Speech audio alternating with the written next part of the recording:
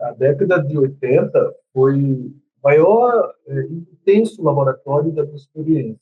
Depois, nos anos 90, as coisas parece que já estavam muito bem resolvidas para mim, com relação a buscas, a identificações, etc.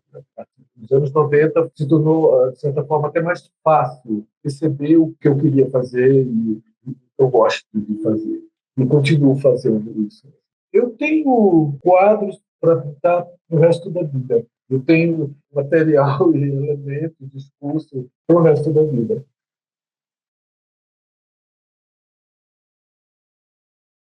Acho que já nasci com essa capacidade de perceber as coisas e desenhar muito cedo, 7, 8 anos de idade, eu desenhava com muita facilidade. E foi assim, tive estímulo da minha família, do meu pai, da minha mãe, todo mundo em casa, se achava maravilhoso aquilo tudo, e sempre nas viagens de veraneio, estava muito as casas dos pescadores, com sereias, com peixes, com coisas assim.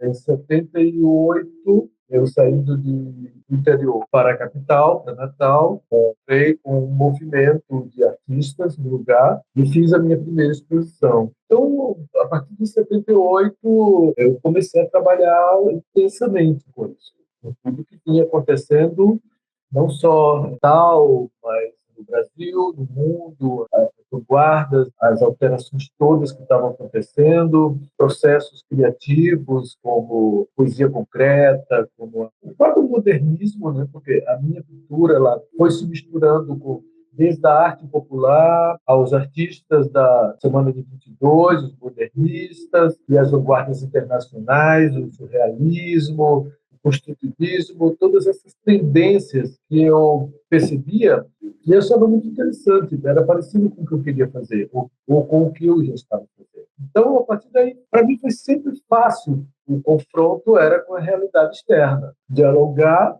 né, a partir do meu interior e da minha percepção com o mundo circundante, né? Como fazer com que as pessoas entendessem o que eu estava querendo dizer, porque sempre me preocupei com a questão do discurso, do meu discurso, né, para que não fosse uma pintura vazia, sem autonomia. Também sempre tive muito interesse pela literatura, pela música, pelo teatro, pela dança, por todas as artes. Sempre acreditei que você pintar, você precisa entender literatura, ou ler, ou fazer, e entender todo esse universo da arte, não apenas como um recorte. Então, eu fiz teatro, fiz dança, fiz música, fiz oficinas de todas as artes para achar que eu poderia pintar melhor. Então, assim, a minha experiência passou sempre a ser múltipla, usando diversos suportes, mesmo desenhando, mesmo pintando, as artes gráficas também, a literatura, na poesia também, a poesia visual, né, tentando encontrar na literatura visualidade, como encontrar na pintura a literatura. Então, em todos esses meios, eu tentava ver onde estava tudo. Assim. Os anos 80 foi divisor de águas e uma década em que a maioria dos artistas tiveram uma relação maior com o próprio Brasil e com o mundo. Foi uma época em que o mundo começou a se interessar pela arte brasileira em si, não pela arte europeia que estava no Brasil. Né? Eu lembro que eu viajava para o Acre, viajava para o Sul, viajava para o Sudeste, viajava para o Centro-Oeste, e eu sentia e percebia a inquietação dos artistas, de expandir a real identidade brasileira da arte. A arte brasileira começou a ser vista como identidade no mundo inteiro. E isso reverbera até hoje. E eu acredito que hoje a gente não tenha mais vergonha de ser quem somos, que parece que antes havia.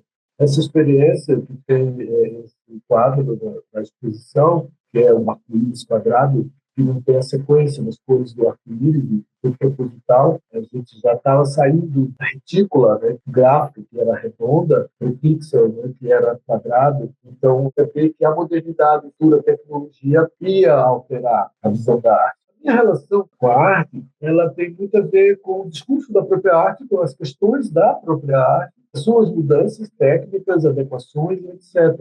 Então, assim, a tecnologia é um advento que deve vir para auxiliar a essa transformação a transformação da tradição e da nossa história, da nossa ancestralidade e da própria natureza.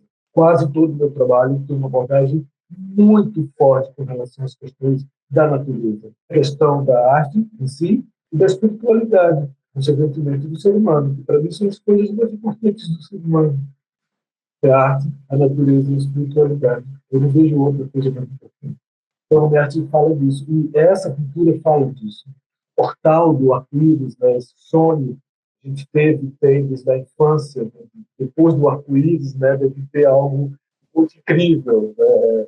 O arco-íris é a passagem do horizonte para o que se deveria encontrar, o que se pode encontrar depois do horizonte. Então, e ele quadrado, muita gente perguntava para mim, não, mas por que você não fez o arco-íris redondo como todo mundo faz? Eu falei, porque o futuro vai ter essa característica de coisas mais quadradas, né? Aí eu falava, veja Mondrian, ele já anunciou isso, e a retícula redondinha, né, das quatro cores vai ser quadradinha no futuro, e é horrível.